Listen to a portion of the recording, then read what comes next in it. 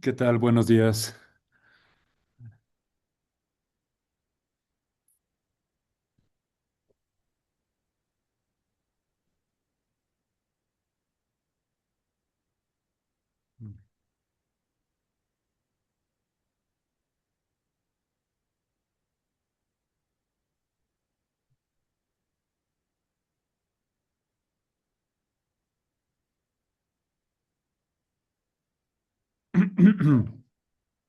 Yo creo que sí, por favor.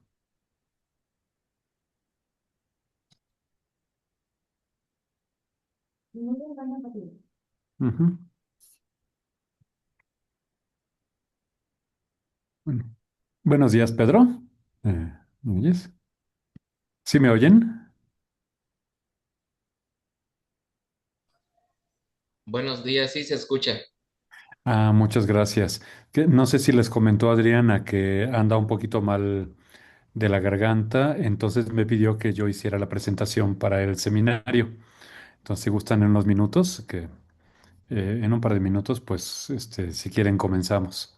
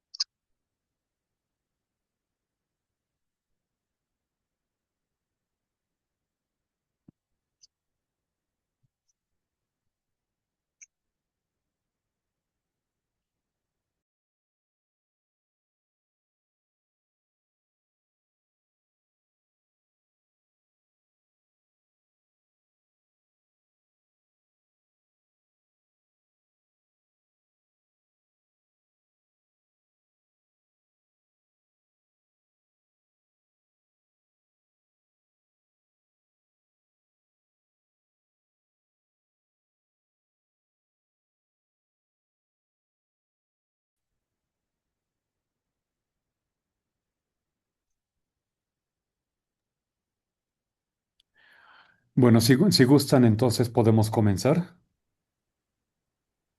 Muy buenas tardes a todos los asistentes. La licenciatura en Arqueología de la Facultad de Ciencias Sociales y Humanidades y el Seminario Permanente de Ciencias Forenses de la Universidad Autónoma de San Luis Potosí, pues tienen el gusto de recibirlos en esta sesión del seminario, ¿sí? De Ciencias Forenses, Permanente de Ciencias Forenses. Vamos a presentar la charla de Introducción a la Arqueoentomología, Insectos que hacen historia, del doctor Pedro Enríquez Válido. Me voy a permitir leer una pequeña semblanza del doctor Pedro. Es investigador y docente en el ámbito de la prehistoria y la arqueología, con una destacada trayectoria en el desarrollo y aplicación de la arqueoentomología como herramienta para la interpretación de contextos arqueológicos complejos. Sus investigaciones han contribuido de manera decisiva a integrar el estudio de los insectos en el análisis de prácticas funerarias, procesos tafonómicos y dinámicas de uso y reutilización de espacios arqueológicos. Su trabajo ha puesto de relieve el potencial de los restos entomológicos para reconstruir condiciones ambientales, episodios de descomposición y secuencias deposicionales, especialmente en contextos funerarios prehistóricos. A través de enfoques metodológicos innovadores y de una lectura contextualizada del registro, ha demostrado cómo estos restos pueden aportar información clave sobre la gestión de cadáveres, la temporalidad de los enterramientos y la interacción entre comunidades humanas y su entorno.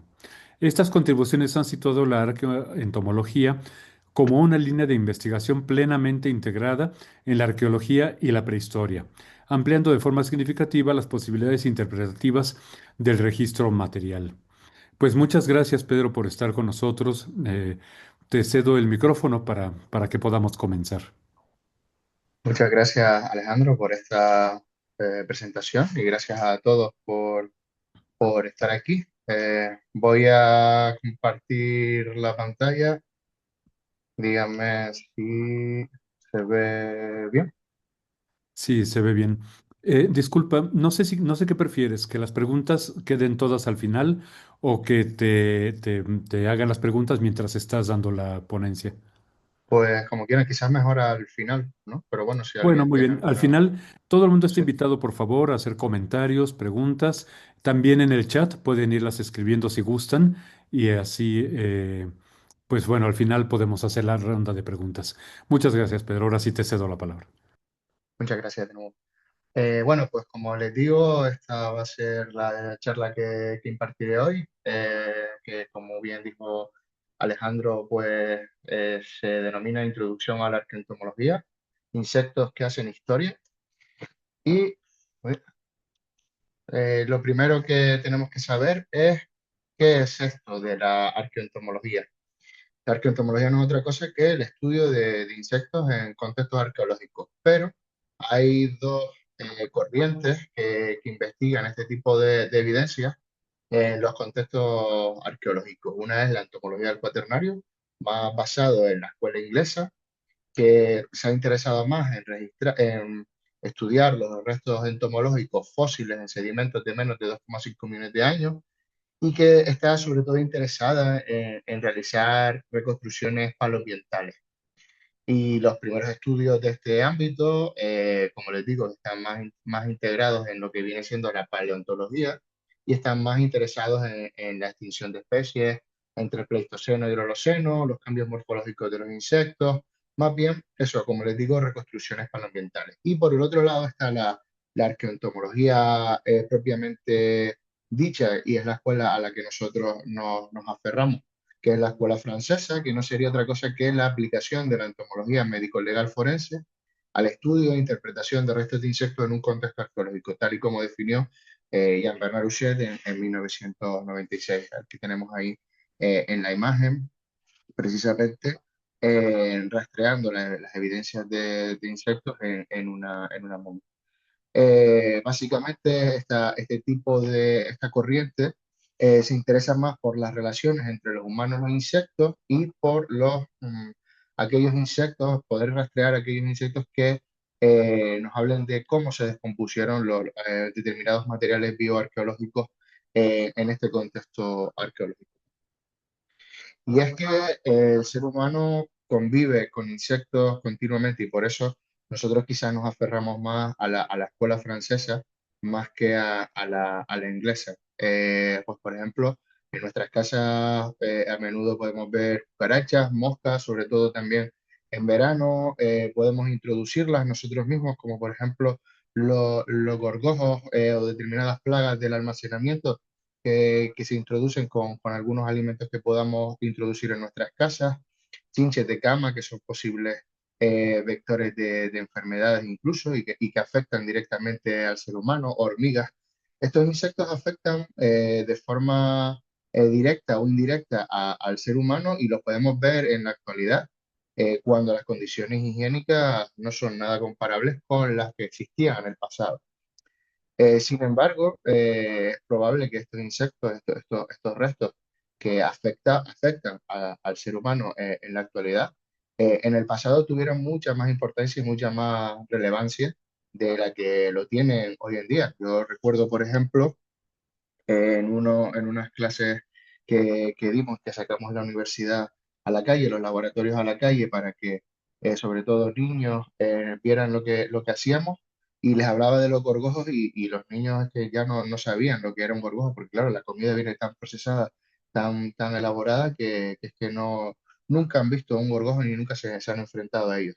Pero en el pasado sí, en el pasado pues estas interacciones entre seres humanos e insectos eran mucho más comunes. Sin embargo, pocas veces se han rastreado en el registro arqueológico y casi nunca se tienen en cuenta estas evidencias.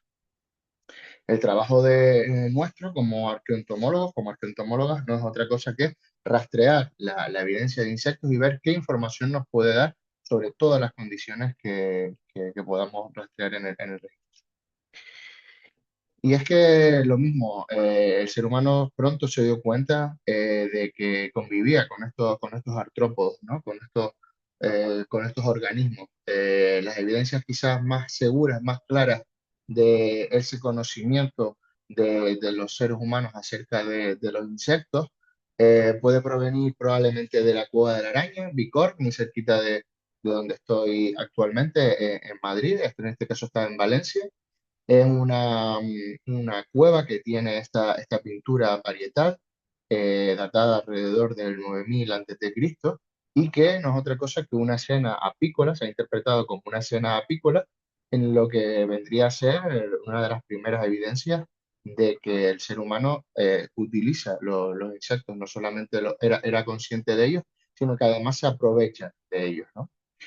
Otro de los ejemplos de estas representaciones de insectos en el pasado pueden ser, por ejemplo, los bajorrelieves de arañas en las columnas del templo, de uno de los templos de Göbekli Tepe en Turquía, datado cerca de 7500. Quizás también nos interesa y es relevante los escarabajos, sobre todo escarabajos peloteros, que son pintados de forma sistemática o representados más bien de forma sistemática en múltiples formas e incluso divinizados en la cultura egipcia, ¿no? Como este ejemplo de un resto de un sarcófago egipcio del Valle de los Reyes, datado en el 1500 a.C.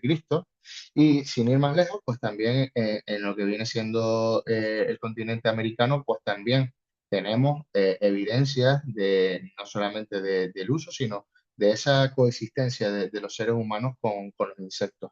En este caso les traigo una representación del escarabajo Pinot Silly. No sé si, y perdónenme por mi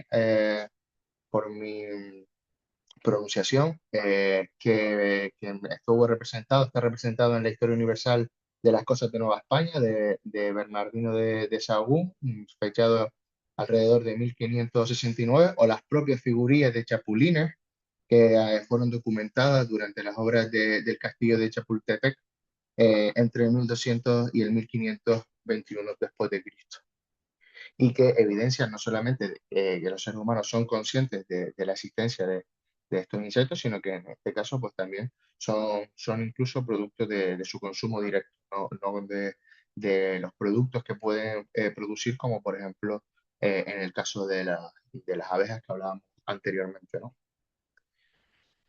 Los primeros pasos hacia la arqueoentomología provienen de la arqueoentomología forense funeraria en momias egipcias.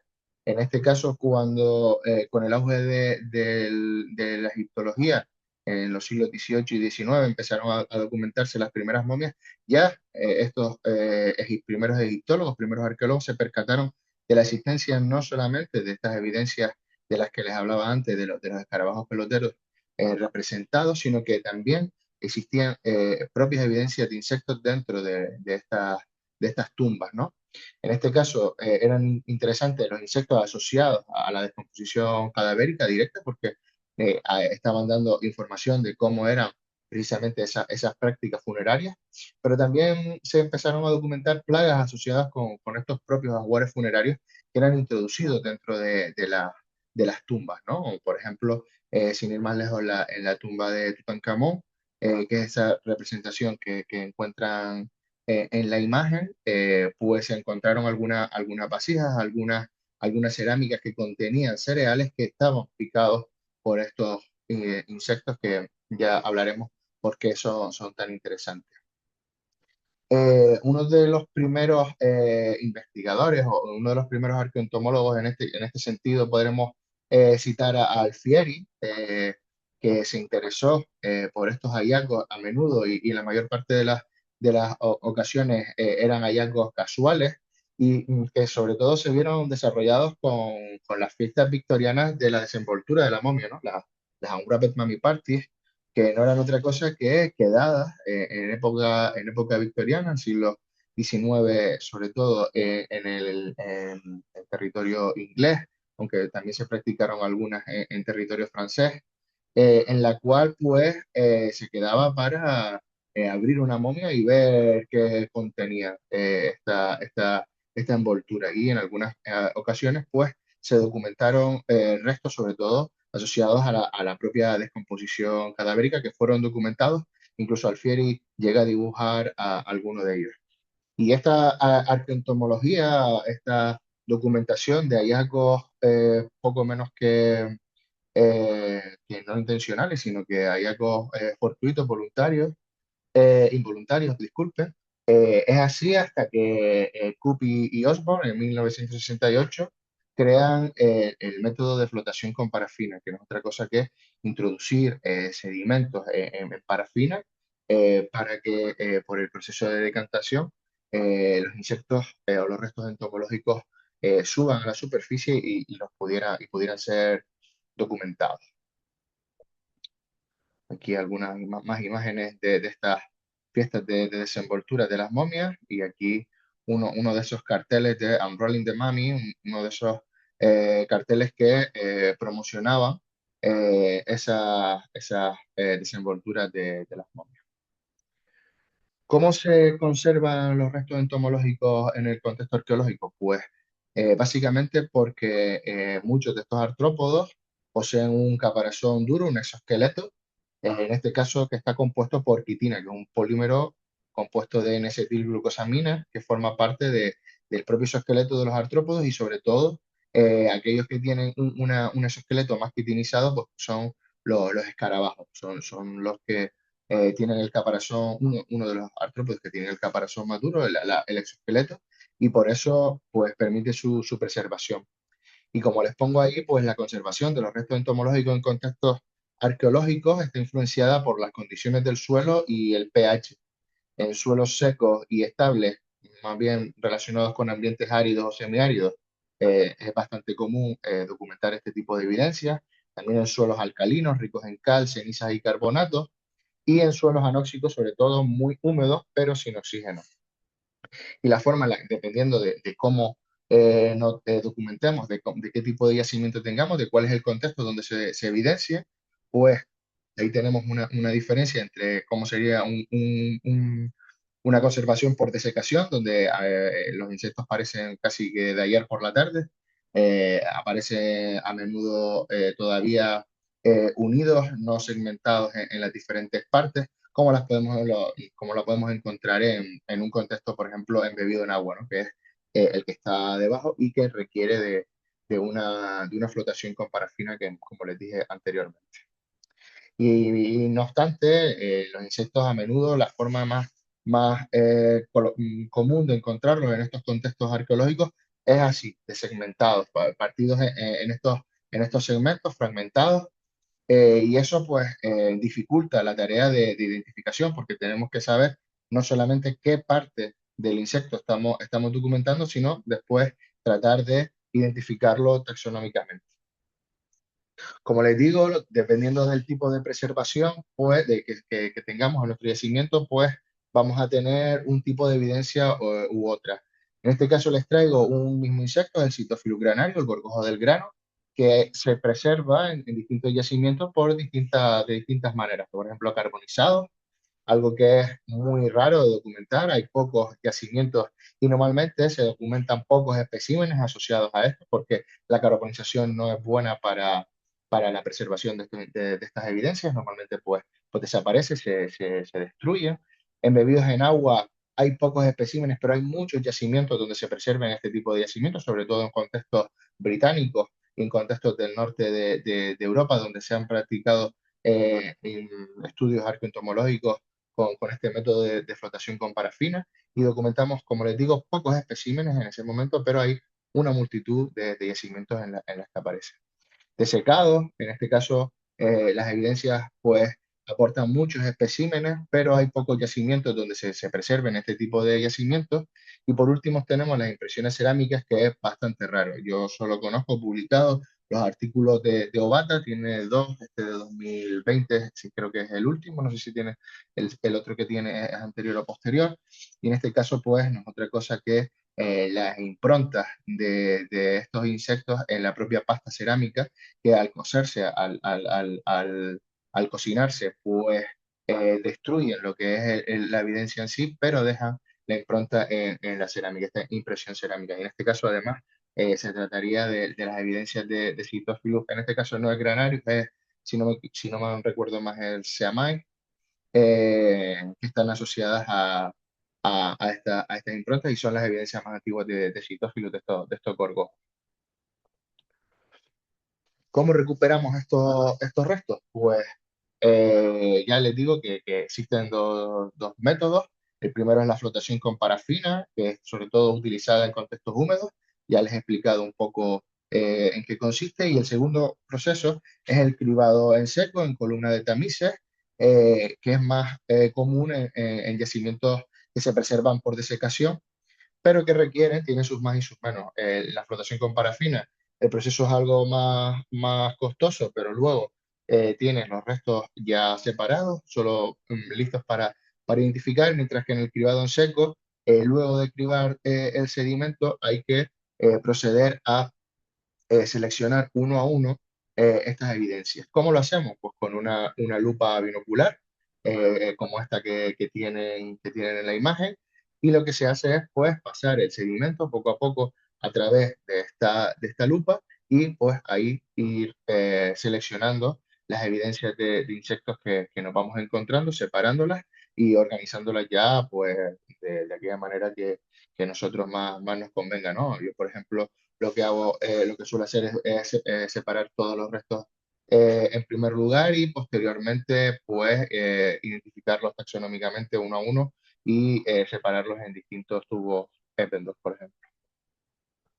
Y esa es la tarea también quizás más tediosa, que es la de identificar, a saber a qué especie pertenece cada una de las evidencias que documentamos. Cuando están enteros, pues es mucho más fácil, pero ya les digo que la mayor parte de las veces lo que nos encontramos son estos restos fragmentados, lo cual dificulta su identificación, su taxonomía.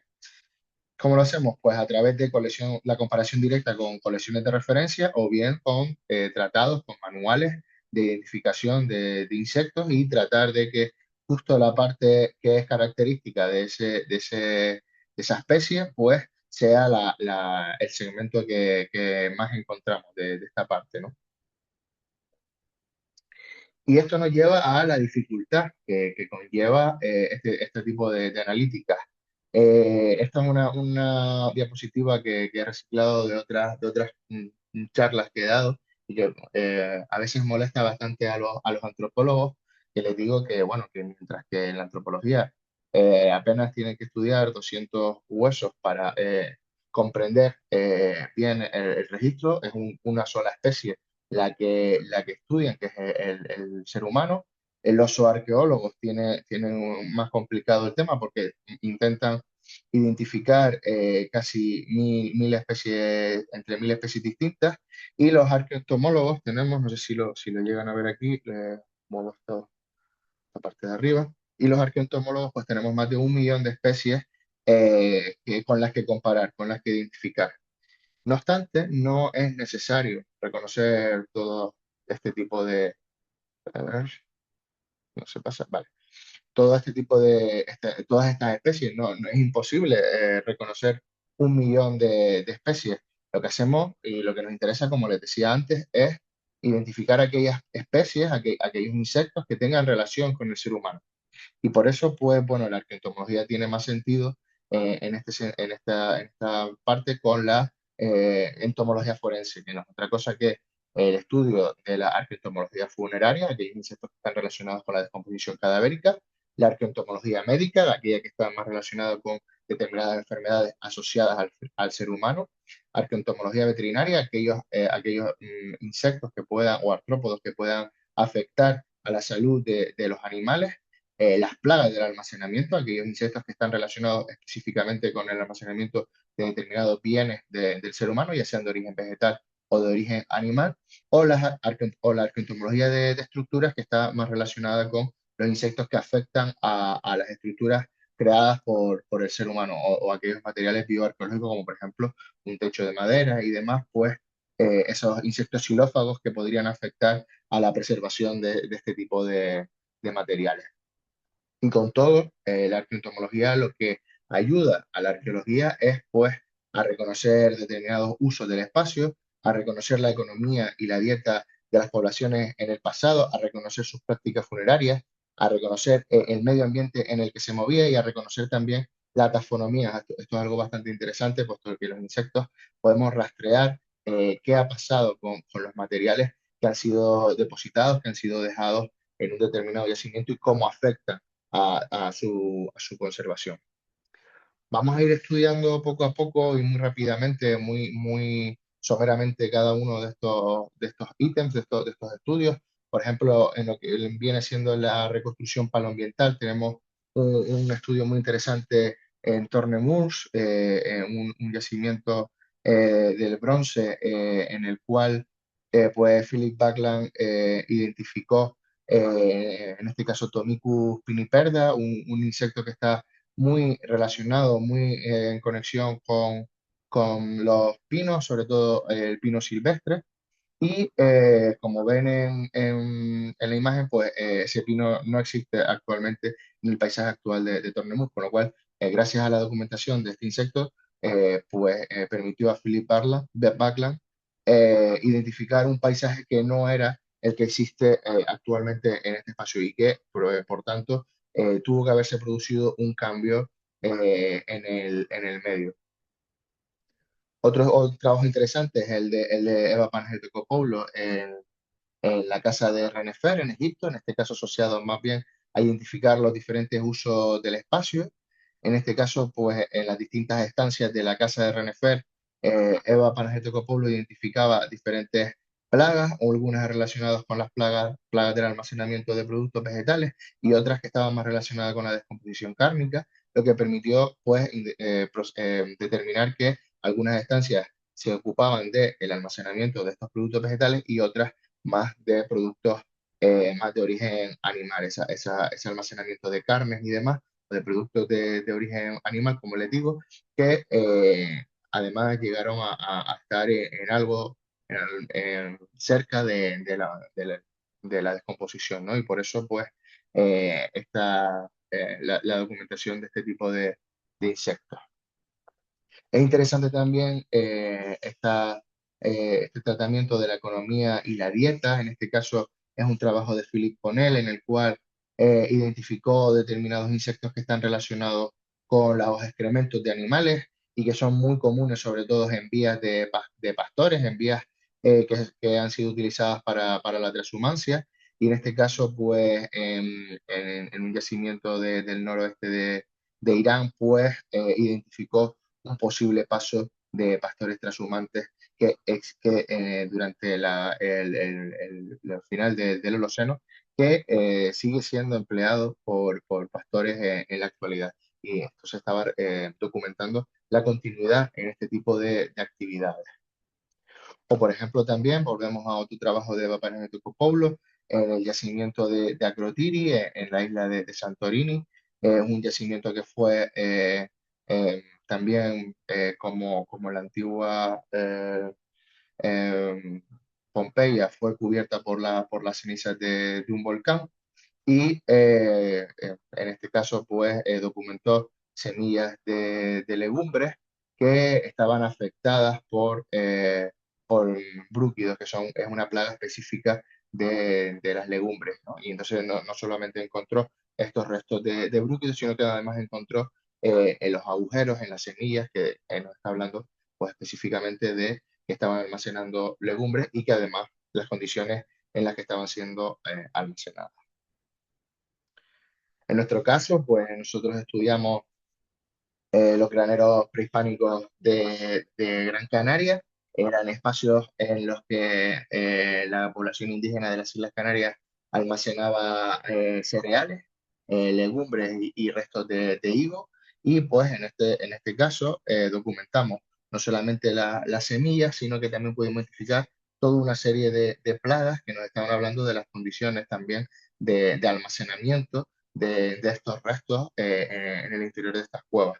Y fíjense cómo pues, materiales del siglo sexto, séptimo, después de nuestra era, todavía se preservan enteros y en algunos casos casi completos, ¿no?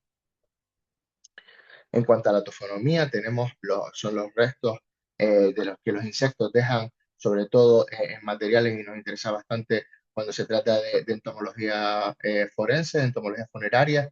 En este caso son las evidencias que dejan estos insectos, el daño que provocan estos artrópodos al registro óseo. Y tenemos el ejemplo de la mujer Moche de la tumba 52 excavada en el yacimiento de Huaca de la Luna, en Perú, en el cual pues no solamente se documentaron restos de sarcófagos, en este caso los puparios, no las moscas en sí, son los puparios de una mosca específica. Y además también encontraron pues que los restos óseos estaban alterados por la presencia de determinados insectos. No, en este caso no eran los sarcófagos, sino que había termitas. Esta destrucción ósea de la superficie cortical del hueso está sobre todo relacionado con la existencia de termitas, y en otros casos pues agujeros que pueden haber sido provocados por dermestidos.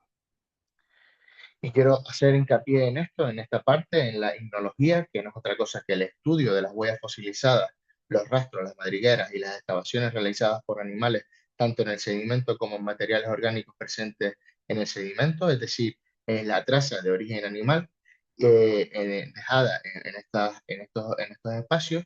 Y que ya Jean-Bernard Rousseau en 2014 dijo que cuando las condiciones ambientales no son propicias para la conservación del exoesqueleto, el exoesqueleto de los insectos, puede aplicarse un enfoque ignológico en los rastros o huellas presentes en los huesos o en diversos materiales no autóctonos, que permitirá reconstruir a posteriori la actividad fósil de los artrópodos en una tumba. Es decir, que a veces, aunque no nos encontremos los propios insectos, los propios restos entomológicos, podemos rastrear la evidencia a partir de los restos que dejan en estos huesos. Y un ejemplo de ello pues, son estos marcas, estas alteraciones que producen los derméstidos, y que son bastante específicas y que llegan a incluso horadar los insectos para crear las cámaras de pupa en las que pondrán sus larvas. Otro ejemplo son los daños que provocan algunas termitas en la superficie cortical del hueso, y que llegan a alterar y a suponer un grave peligro para su conservación. E incluso algunas hormigas llegan a afectar no solamente a tejidos blandos, sino que pueden incluso afectar a tejidos óseos. En este caso, estamos hablando de la milandera, que puede provocar con el ácido fórmico la alteración o modificación de estos materiales óseos. En cuanto a las prácticas funerarias, yo les traigo un ejemplo que estamos a punto de publicar. En este caso es una cueva funeraria que encontramos cercana a un granero que estábamos analizando, y en el cual pues ya les iré añadiendo, ya les iré adelantando cosas que hablaremos posteriormente. Se documentaron no solamente los restos óseos y algunas maderas que fueron utilizadas como planchas para depositar los cadáveres, sino que dentro de este sedimento pues también se encontraron evidencias entomológicas relacionadas con esta descomposición cadavérica. Y nos vamos a parar aquí porque creo que es la parte que más les interesa en un seminario de ciencias forenses, que es tratar de saber qué insectos aparecen en qué momentos de la descomposición cadavérica. Podemos reconocer 5 fases principales de la descomposición: el estado fresco, el estado de hinchazón, que suele ocurrir al par de horas hasta días después de producirse el depósito, o la que ocurre la descomposición. Posteriormente, la descomposición activa, en la cual veremos 3 tipos de descomposiciones que veremos a continuación, que son ya cuando la carne empieza a podrirse, empieza el proceso de putrefacción. Es cuando más insectos aparecen, porque además es cuando más olores emite. Por último tendremos la defecación y finalmente la esqueletización. Y asociadas a cada una de estas fases, pues podemos relacionar un grupo de insectos que está relacionado directamente con cada una de estas 5 fases. Vamos a poner algunas imágenes bueno, que pueden ser un poco candentes, que pueden afectar un poco. Les pido disculpas de antemano. Vamos a empezar con el estado fresco. En este caso vamos a utilizar como base las imágenes que nos proporciona la Wikipedia sobre cómo se descompone una carcasa de cerdo, y en este estado fresco, lo más común pues suelen ser los primeros insectos que aparecen son califóridos, y algunos fóridos pueden aparecer cuando sobre todo se trata de depósitos en el interior. Y también hablaremos de las diferencias entre uno y otro. Cuando comienza la inquiación, pues son más comunes los califóridos, es cuando empieza a emitirse olores no humanamente perceptibles, y por eso pues aparecen muchas más moscas, la actividad aumenta, va a ir en crecimiento, y tendremos sobre todo califóridos y sarcofágidos. Cuando comienza la etapa de descomposición activa en cuanto a la fermentación butírica, que empieza ya a emitir olores humanamente perceptibles, pues podremos ver derméstidos o pirálidos, en el caso de la fermentación butírica, que es otra, no es otra cosa que un olor a rancia. En la fermentación láctica, pues pueden aparecer piofílidos, fánidos o cléridos, y en una fase de fermentación amoníacal, pues pueden aparecer también estos piofílidos, pero también histéridos, estafilínidos y escarabeídos, sobre todo estos insectos relacionados con las heces y con la apertura del cuerpo y la presencia de heces en el organismo, ¿no? A mediados de este proceso de descomposición, justo cuando acaba la fermentación, la descomposición activa, ocurriría una etapa intermedia en la que es común documentar ácaros, que también podemos rastrear en el registro arqueológico. Y finalmente, bueno, casi finalmente va a producirse la desecación, donde volverán a aparecer de nuevo los derméstidos, también estafilínidos, y también es interesante, asociados a este proceso, los trógidos.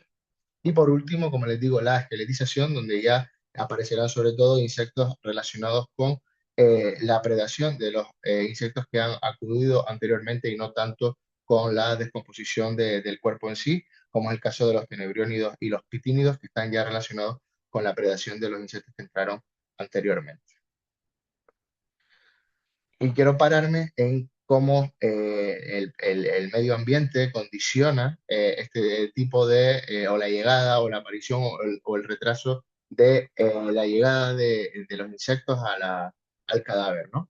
En este caso es un trabajo interesante de Stefano Banin y Bernard Uchet, que se llama Forensic Entomology and Funerary Entomology, y que relaciona qué información nos puede dar en un caso o en otro los restos de insectos en contextos forenses y en contextos arqueológicos, ¿no? Y sobre todo, qué factores intervienen en la llegada, como les digo, de estos insectos. Pues la temperatura, la lluvia, la estación, no es lo mismo que estuviéramos en verano que en invierno, el medio ambiente en el que se produce la descomposición, si el cadáver está en interior o en exterior, la ocultación corporal, si ha sido enterrado, si ha sido introducido en una caja, si lleva ropa el cadáver o no lleva ropa, si posee heridas lacerantes que emitan o que hayan emitido sangre. También la causa de la muerte puede hacer que lleguen algunos insectos antes que otros.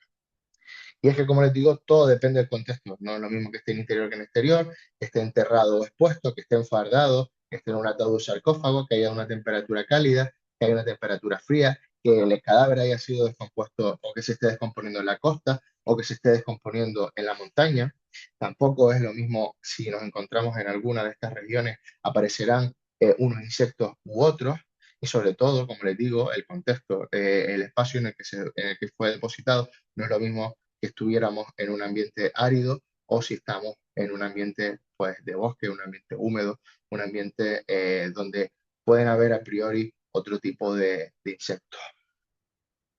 Y vamos a pararnos, como les dije, en este caso de las prácticas funerarias en el artículo o en el trabajo que estamos a punto de publicar, y es que para las prácticas funerarias de los antiguos canarios, pues, o de las poblaciones indígenas de las Islas Canarias, pues había unas fuentes narrativas de conquista que hacían referencia a un tratamiento del cadáver que no era otra cosa que exponerlo al sol durante un periodo indeterminado de tiempo hasta que se produce una mojama, hasta que se deseca completamente, y entonces el cadáver era ya depositado pues en cuevas o en cualquier otra estructura destinada a albergar los cadáveres.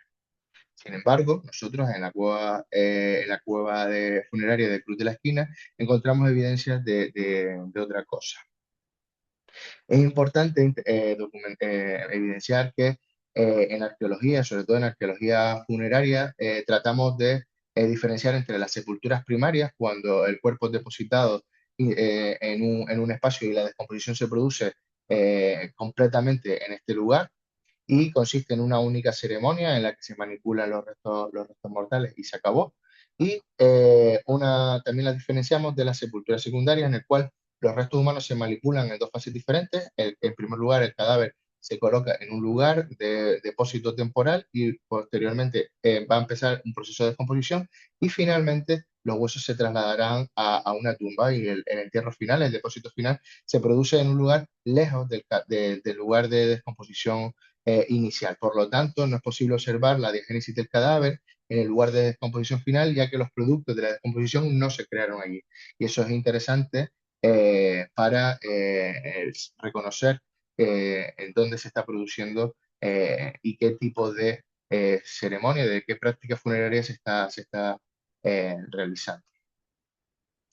¿Qué circunstancias nos permiten inferir la reubicación de un cadáver basándonos en la entomofauna que aparece en un cadáver? Pues, por ejemplo, podemos saber si ha sido trasladado de al aire libre a un medio acuático o viceversa, porque los insectos que aparecen en un contexto o en otro no son los mismos. Si se traslada del aire libre a una tumba, a un lugar de enterramiento, puesto que los insectos no son los mismos, no hay insectos que no son capaces de introducirse en espacios soterrados, mientras que hay otros que solo pueden afectar a un cadáver cuando está descomponiéndose al aire libre, o también cuando se traslada de un lugar interior en el que permanecen algunas larvas o pupas, ¿no?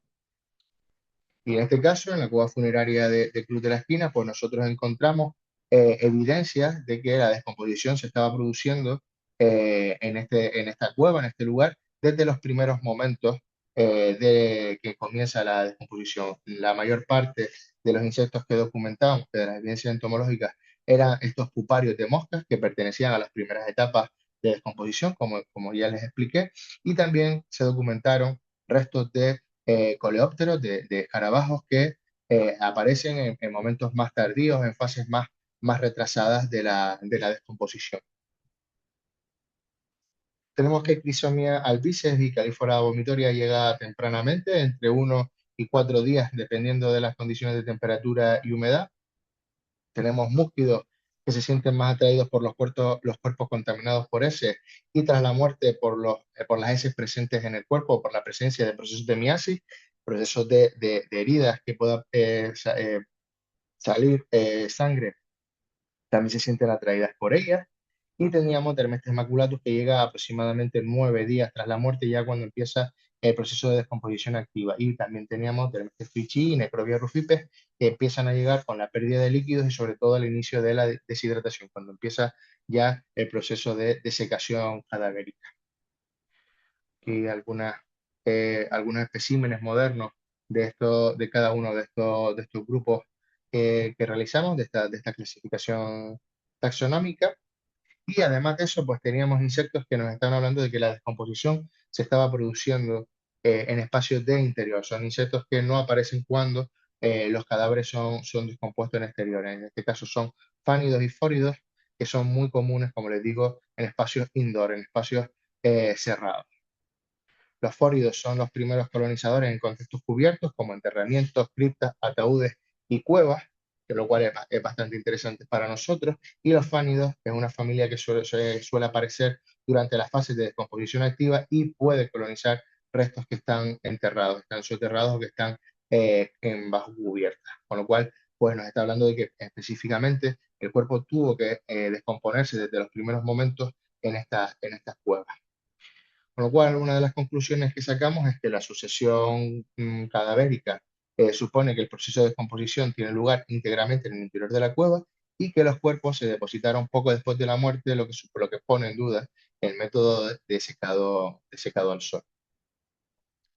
Pero es que además también encontramos insectos relacionados con el almacenamiento de alimentos. En este caso nos encontramos gorgojos del grano, nos encontramos gorgojos dentados del grano, nos encontramos cadeles, y nos encontramos falsos escarabajos araña, que están relacionados todos ellos con el almacenamiento de alimentos, y que nos encontramos además en todos los espacios de almacenamiento que hemos estudiado o que estudiamos en la tesis doctoral, ¿no? Entonces nos planteamos que pudieran ser normalmente cuando se encuentran este tipo de evidencias en contextos funerarios, son interpretados como ajuares funerarios, ¿no? De semillas que habían sido almacenadas y son depositadas en los cadáveres. Y esto viene siendo una interpretación que se está dando desde los primeros momentos. Ya les expliqué la entomología relacionada con la tumba de Tutankamón, cuando en los ajuares aparecían este tipo de evidencias. Pero también es posible que la cueva fuera un granero reutilizado como espacio funerario. ¿Y eso cómo lo podemos saber? Pues por la cantidad de insectos y por la datación directa de las evidencias. Y lo que teníamos pues nos hacía plantear más bien la segunda cuestión. Lo que entendíamos nosotros es que este espacio, esta cavidad, había sido utilizado como granero desde un tiempo que todavía no conocemos bien hasta mediados del siglo 7 8 después de Cristo. En ese momento es cuando aparecerían las plagas del almacenamiento que estábamos documentando y posteriormente aparecería una etapa de enterramiento en el cual las semillas fueron eliminadas o al menos en gran volumen. Ya veremos que algunos insectos, incluso algunas plagas del almacenamiento, incluso continuaron su actividad, su ciclo formativo, incluso en el momento en el que fueron o tras el depósito de los cadáveres. En este caso fueron depositados 3 cadáveres en este lugar y entonces aparecerían los insectos relacionados con la actividad cadavérica, que además se produce íntegramente dentro de estos espacios porque encontramos estos fóridos y estos piofílidos, ¿no?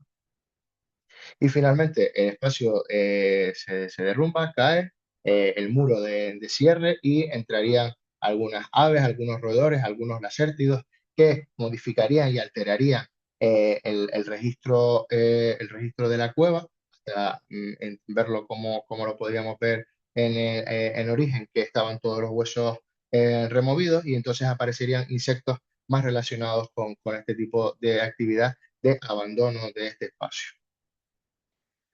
En conclusión, y ya para terminar, quería ser bastante breve, los insectos se conservan en contextos arqueológicos, solo hay que buscarlos, pueden aportar información sobre los procesos de transformación del paisaje, la economía y la alimentación de las poblaciones del pasado, y la arqueoentomología proporciona también información muy relevante sobre las prácticas funerarias, lo cual puede ayudar a comprender además los procesos taxonómicos en los yacimientos. Y nada más, pretendido ser breve, me gustaría dejar pues un espacio ahora para que quien quiera haga las preguntas que tenga. Muchas gracias.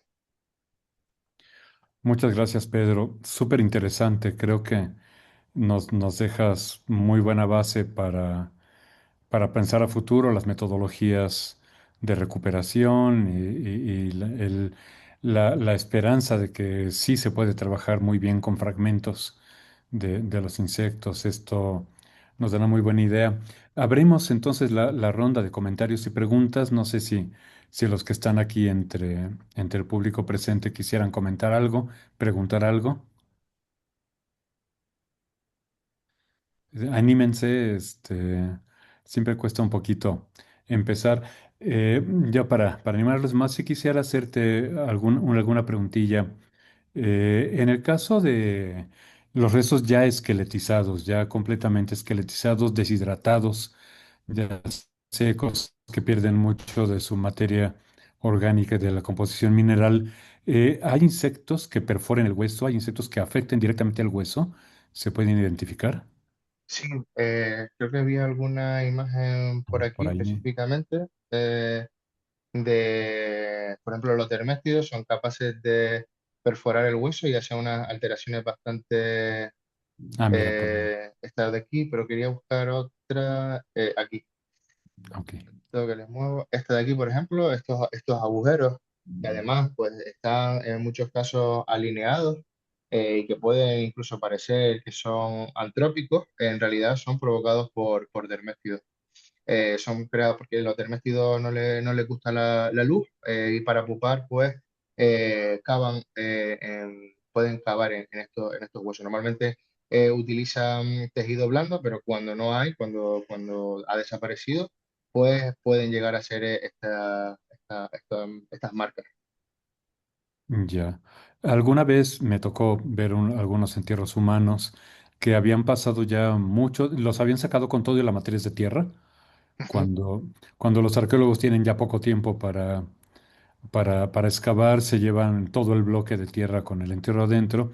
Entonces me tocó ver un caso que había pasado esto y luego ya no los acabaron de excavar, sino que pasaron décadas dentro de la bodega y veíamos muchas huellas que parecían de estos agujeros de polilla en la madera, digamos, se ujú. parecía mucho, y nos preguntábamos eso, si era posible que durante la excavación todavía normal, arqueológica, no hubieran estos insectos, sino que ya ese daño, esa afectación del hueso se hubiera producido décadas después por haber estado guardados en una bodega. Esto sí podría haber sucedido. Eh, es raro que los dermestidos acudan a un hueso ya seco completamente, pues ellos suelen estar atraídos por el olor de la propia descomposición y ya cuando el cadáver está completamente esqueletizado, pues el olor no es tan evidente, sigue oliendo, sigue emitiendo, emanando olores, pero no es tan evidente.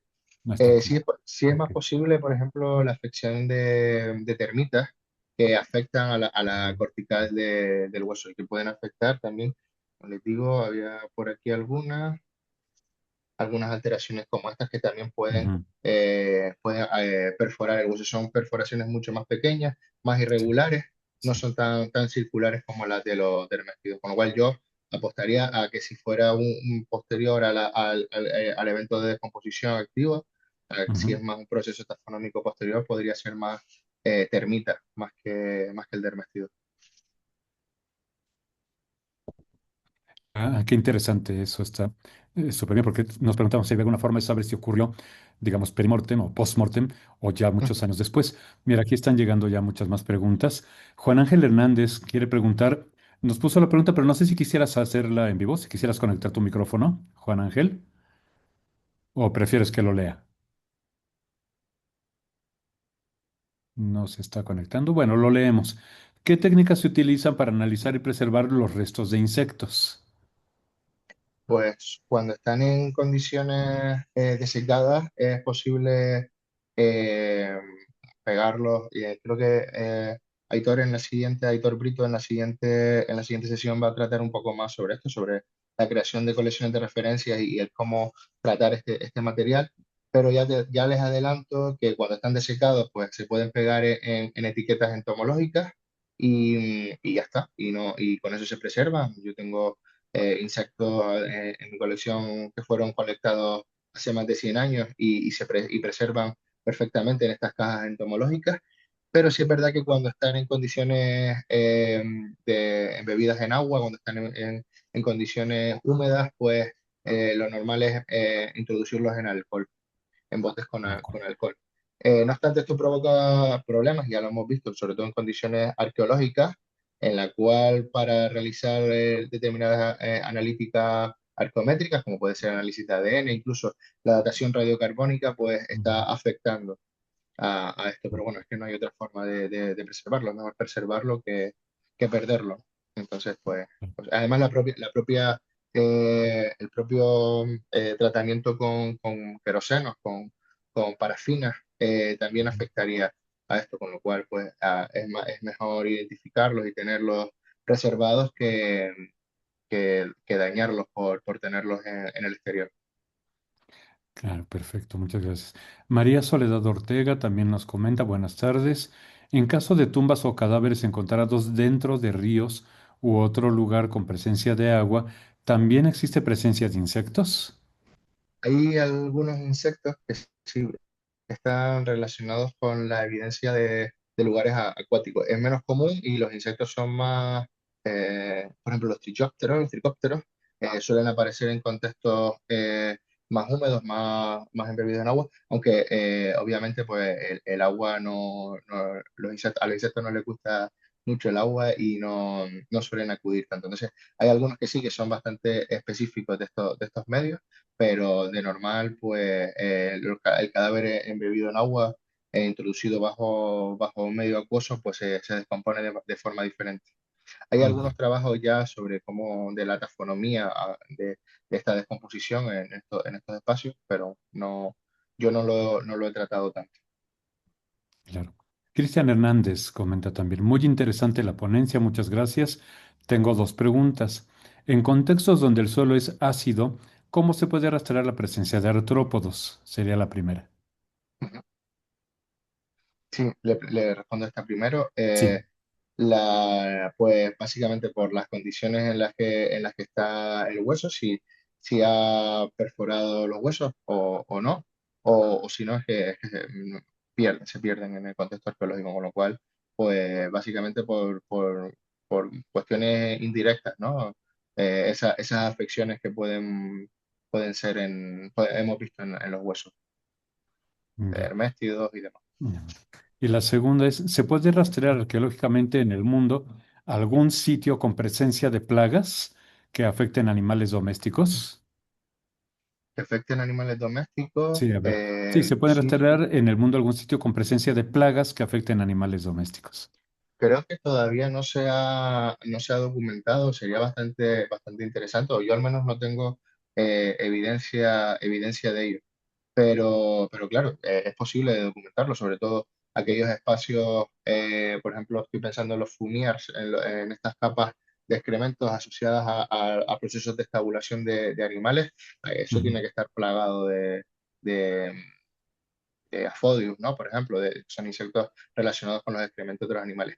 Y en ese caso también es interesante que en determinadas familias de insectos pueden estar relacionados con excrementos de determinadas familias de ganado, con lo cual pues podríamos incluso intentar rastrear qué tipo de ganado es el que fue estabulado. Pero no Ya. conozco ningún trabajo. De momento yo, que haga memoria ahora, no me suena de ninguno. Me parece recordar posiblemente algún trabajo en la Pampa Argentina, esta Ujú, cueva del Milodón, donde se conservaron las pieles ajá, de los perezosos gigantes de los melodones. Me parece que mencionaban garrapatas, alguna cosa sí. conservada en las pieles, pero habría que buscar a los autores porque ahora ya no lo recuerdo, pero sí, súper interesante, ¿no? Sería muy bueno. Y dermestidos también pueden aparecer en contextos de pieles y demás, también afecta a estos productos, con lo cual también sería posible que estuvieran. Ok. Y Geraldine Martínez pregunta también, buenas tardes, yo quería preguntar, ¿cuál es el insecto o insectos que más daño causa a los restos óseos? Pues los dermestidos, eso es este de aquí, a ver, este no, aquí no lo tengo. Mm, Estos de aquí, por ejemplo, es un dermestio, en este caso Dermestes maculatus, es el que más afecta y yo el que más miedo le tengo. Cuando además solemos verlo en colecciones de referencia óseas, también pueden aparecer y afecta bastante. Yo es el que más miedo le tengo en esos contextos. Sí. Entendí. Vaya. No sé si alguien más quiera comentar algunas otras preguntas. Estoy buscando en Face a ver si en el Facebook hay alguna pregunta, algún comentario. Yo sí tengo una pregunta. No, hasta ahora no. Yo sí tengo una pregunta, disculpen. Adelante, adelante. Este, Mi pregunta es si llega a haber confusión o cómo se podría diferenciar, por ejemplo, los restos de insectos contemporáneos que se pueden llegar a filtrar en los sedimentos si se llegan a encontrar en contextos arqueológicos. No sé cómo sucede en ese tema. Sí, pues eso nos pasó, por ejemplo, cuando estudiamos en la tesis doctoral, porque son contextos abiertos, son cuevas, a ver si volvemos a la cueva anterior, son cuevas, son trampas naturales que todavía siguen, en las que todavía siguen introduciéndose insectos. Entonces, hay dos niveles en los que podemos saber si el insecto, o intentar saber si el insecto es arqueológico o no. En primer lugar, si son insectos que se relacionan con las actividades humanas, por ejemplo, estos gorgojos de los que les hablé antes, pues solo trasladan, solo se mueven con el traslado de mercancía de estos granos. Es un insecto que apareció en el Neolítico en estos graneros y en el proceso de que se adapta a estos espacios de almacenamiento, pues pierde su capacidad para volar. y es el ser humano el que lo traslada. Entonces, podemos intentar adivinar que si fue introducido en el mismo momento en el que fueron introducidas las semillas. Esa es la primera fase. Y la segunda fase es la datación directa. Si una datación directa, pues no podemos asegurar en qué momento fueron introducidas o si se trata de introducciones accidentales posteriores. Pero básicamente es por la ecología del insecto que podemos intentar adivinar si es o no. Muchas gracias. Sí, es común encontrar entierros humanos prehispánicos alterados por hormigueros, Por por ejemplo, ejemplo, pero se nota muy bien en esos casos, ¿no? La formación del hormiguero mismo, entonces hay que ver muy bien ese contexto. en ese caso, por ejemplo, cuando se documenta en el caso de Huaca de la Luna, por ejemplo, que Jean Bernard Rousset documentó esos puparios de sarcofágidos, los sarcofágidos aparecen en el momento de descomposición activa, entonces aparecen en el momento de depósito, no es un evento posterior. Ujú. Muy bien. ¿Más comentarios? ¿Algunas otras dudas? Hay muchísimo de dónde tomar todavía, pero ¿cómo pueden afectar los insectos en materiales culturales como en muebles? Pregunta Génesis. Pues como afecta en nuestras casas, Ujú. afecta al material orgánico, en este caso a la madera, los xilófagos se introducen en estos espacios y pues destrozan el material. Por ejemplo, termitas que también pueden afectar al tejido óseo, son comunes y nos encontramos en nuestras casas afectando a estas maderas y pues terminamos perdiendo el material. Lo mejor en estos casos, pues, es tratar de congelar, sobre todo cuando son bienes culturales. Cuando son muebles de nuestra casa, pues bueno, es más difícil introducirlos en un congelador. Es lo que paraliza la actividad entomológica y tratamientos típicos de antisilófagos, petróleo, demás, que pueden tratar de parar esta actividad. Pero claro, en bienes culturales, pues es un poco más arriesgado utilizar este tipo de productos y para mí Sandra, es Sandra, mucho mejor. ¿Sí? sí, gracias. Sandra Cervantes también pregunta, buenas tardes, escuché decir a un forense que las pupas y las moscas sirven para saber cuántos días lleva descomponiéndose un cuerpo. Mi pregunta es, ¿cómo logran estudiarlos para saber cuánto tiempo lleva un cuerpo en descomposición? ¿Cuál sería el método? Pues está bastante estudiado en contextos forenses todo el ciclo de vida de estos insectos.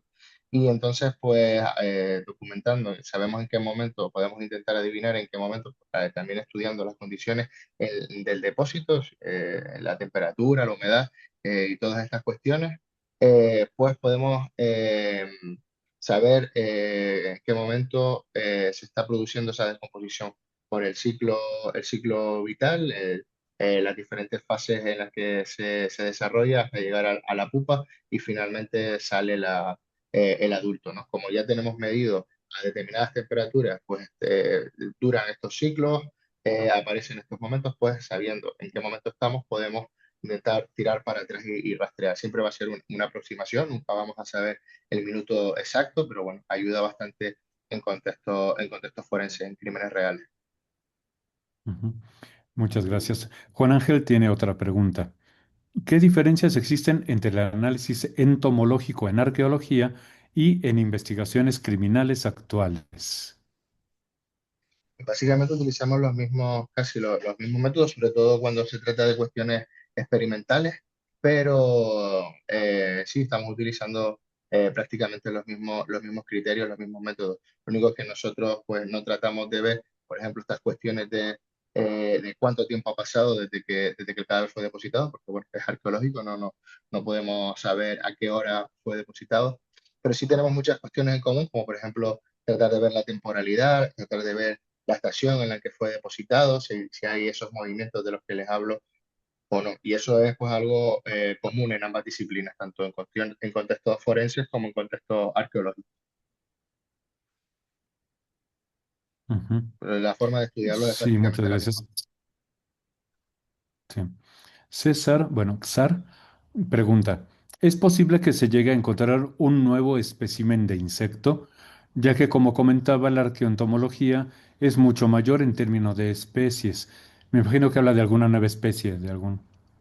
Sí, de momento no sé si se ha documentado alguna vez. De hecho, en muchos casos lo que hay son sinonimias y eh, se trata de ver alguna especie nueva, alguna especie que por ser antigua pudiera ser otra especie, pero en realidad es una especie que existe hoy en día y bueno, pues es más complicado, pero de momento no he visto ninguna identificación de nueva especie asociada a un contexto arqueológico, no paleontológico. En contextos arqueológicos, todo lo que he visto publicado hasta ahora ya estaba identificado. Pero sí es posible identificar una nueva especie, claro. Claro, sobre todo si se trabajara en regiones poco estudiadas, ¿no? En el centro de Claro, África o cosas así, a lo mejor ahí sí que sí. se podría ver. Ujú. Dara nos pregunta, ¿es posible determinar con precisión cuánto tiempo pasó un cuerpo en el exterior antes de ser llevado a una tumba cerrada, basándose solo en estas especies? Con precisión, bueno, la precisión se la da básicamente saber si fue depositado en cualquiera de las fases cadavéricas de las que les hablaba antes. Es decir, no podremos saber que han pasado exactamente 5 horas y media desde que el cadáver fue depositado en el exterior y posteriormente en el interior. Únicamente podremos tratar de adivinar en qué momento, tratar de averiguar qué momento del proceso de descomposición fue introducido en estos espacios, sobre todo también por la aparición de estos insectos. Por ejemplo, si nos encontramos, estoy pensando califórido, que no es capaz de introducirse en condiciones soterradas, pues podremos saber que las primeras fases de la descomposición las hizo en exterior y que posteriormente fue introducido. Ujú. Sí, sí, sí, es complicado, es una historia complicada siempre. No sé si haya más preguntas por ahí, ya no veo que es... Sí, yo tengo otra, Listo. perdón. Adelante, Víctor, Este, adelante. la pregunta es, recuerdo que había comentado lo de los de estaciones y climas. ¿Se podría, por ejemplo, en cierta forma inferir o saber en qué estación sucedió el deceso de algún ser vivo o así Ujú, referente en algún contexto, ya sea funerario o arqueológico? Sí, hay insectos que están relacionados con determinadas estaciones. Y hay insectos también que aparecen más en determinadas estaciones. Por ejemplo, los terméstidos son más comunes en primavera. Los califóridos, estos dípteros, por ejemplo, estas moscas de las que les hablaba antes, aparecen casi todo el año, pero en invierno su ciclo es menor y por tanto el número de insectos que aparecerá es mucho menor. Entonces, pues sí, es posible temporalizar, sobre todo es bastante interesante en contexto forense, más que arqueológico, pero sí, también sería posible hacerlo. ujú. Ok, muchas gracias.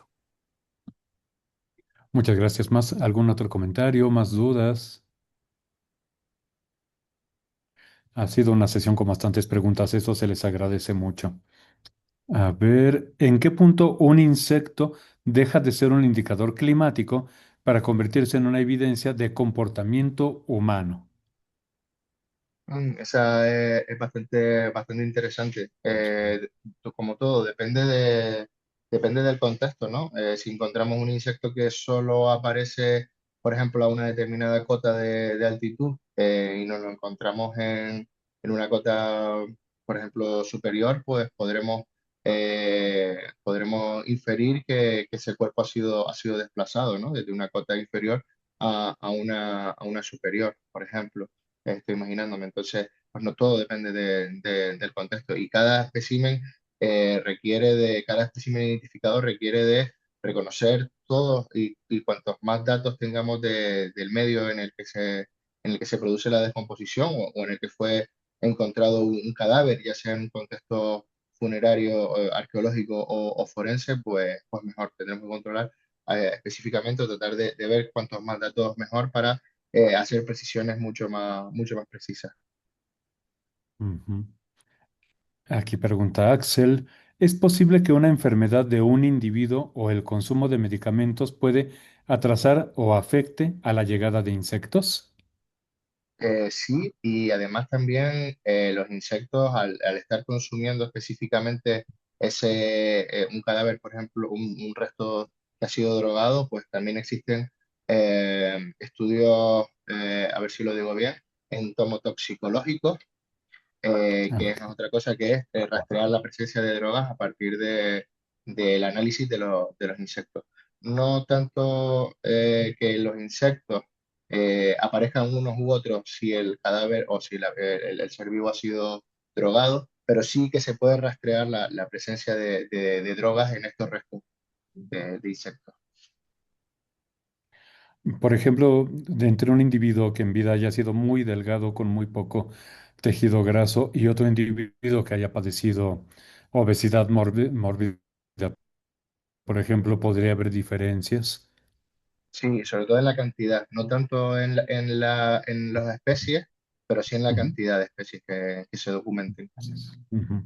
Fantástico. Mm, bien. Más comentarios, más dudas. Aprovechen ahorita que tenemos al experto, que es fantástico poder disfrutar de estos datos, de este conocimiento. Los demás por allá, hay más gente que quiera alguna otra duda.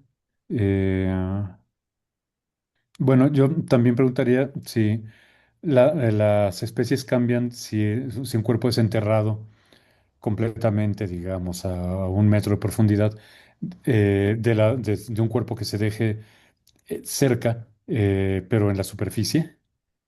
Sí, cambian, por ejemplo, lo que les decía antes a ver dónde las tengo, de los, Ujú.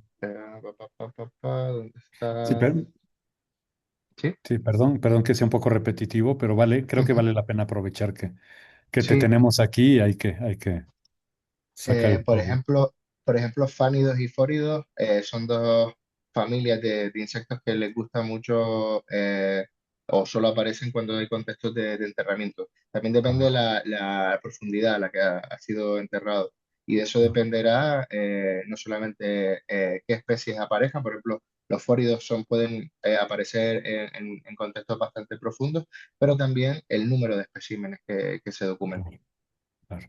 Ambas dos, pero estos, por ejemplo, son insectos que les gusta mucho aparecer en contextos soterrados. Ujú.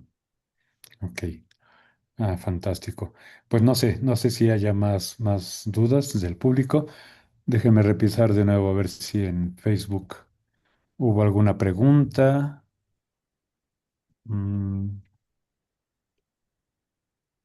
parece que no hay comentarios por aquí. Hay tres, a ver. Mm, bueno, no alcanzo a ver si los hay. Tres, a ver. Mm, hola, ay, perdón, voy a quitar el Bueno, no sonido. alcanzo Está. a ver si los hay.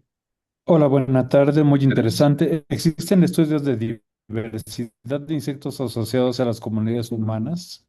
Hola, ay, perdón, voy a... El Bueno, no sonido alcanzo está a ver rojo, no sé cómo si los callar. hay. Hola, buena tarde, muy ¿Tres? interesante. ¿Existen estudios de diversidad? A ver, sí, sí, sí, sí, diversidad de insectos asociados a las comunidades humanas en distintos tiempos de la historia comparados con hoy día. No sé si se escuchó. Mm, sí, sí, lo comprendí. Muy interesante, sí. Creo no existe ningún trabajo que asocie un tipo de insecto a un periodo o a una cultura directamente.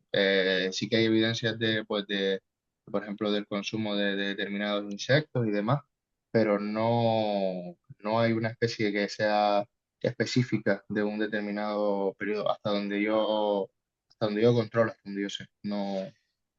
No lo hay. Y un cadáver que se descomponga en un espacio en el pasado, pues todos los datos parecen indicar que son las mismas especies que ocurrirían si se descompusiera hoy en día. Por lo menos en contextos arqueológicos, no en contextos paleontológicos. Ujú. O sea, vale. Es la pregunta que teníamos en Facebook. No sé si quieren hacer algún otro comentario. De lo contrario, pues te damos muchísimo las gracias, Pedro. Ha sido muy interesante. Vamos a esperar seguir en contacto contigo para poder estar en colaborar y en profundizar en estos temas. Y pues también le daría muchas gracias a todo el público, a Adriana por organizar. Y pues si están de acuerdo, pues yo creo que podríamos entonces ir dando por concluida la charla. Nuevamente gracias, Pedro. Ha sido muy interesante y creo que a través de Adriana te haremos llegar más comentarios y más dudas. Yo estoy pensando mucho en los casos concretos ya de los experimentos que estamos realizando. Creo que te vamos a estar dando por ahí un poco la lata para que nos ilustres y nos apoyes en este campo tan interesante. Mientras tanto, pues de nuevo, muchas gracias a todos los compañeros que han participado con preguntas tan interesantes y pues bueno, poniendo atención a este tema que es fundamental. Si están todos de acuerdo, pues bueno, podemos entonces dar por concluida la sesión del seminario del laboratorio de ciencia experimental de ciencias forenses de la licenciatura de Arqueología de la Universidad Autónoma de San Luis Potosí. Y pues agradecemos también la conexión por Zoom a los compañeros de la universidad. Y bueno, pues sería todo entonces. Muchas gracias. Muchas gracias por la oportunidad y bueno, como siempre, un placer hablar en México. Muchas gracias. Gracias. Bueno, pues Hasta luego. al servicio de videoconferencias, gracias. Podemos dar por terminado.